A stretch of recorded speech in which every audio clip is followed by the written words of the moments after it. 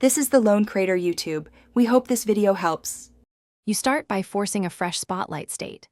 Open settings to lock screen and change background to picture, then immediately set it aside. This tells Windows to stop using Spotlight. Once done, open File Explorer and navigate to %user profile %app data /local /packages /Microsoft. Windows. Content Delivery Manager, CW5N1H2, TZIUE /local state. Make sure to stop the Content Delivery Manager process in Task Manager. Then delete the settings and state files to remove. Now you re-establish Spotlight components and fix permission issues. Run PowerShell as administrator and execute the reprovision command to re-register the Content Delivery Manager package. This restores missing system links.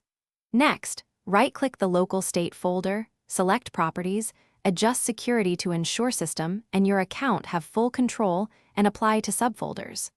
Once permissions are correct, restart the Content Delivery Manager process, and then restart Windows Explorer so Windows recognizes the refreshed package and folder. Finish by turning Spotlight back on so Windows fetches new images.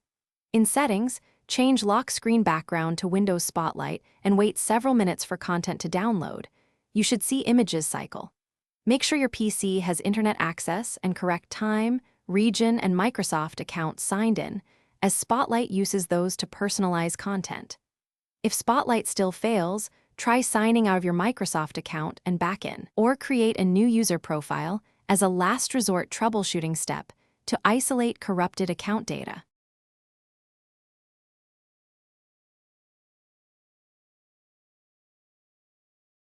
Thanks for watching.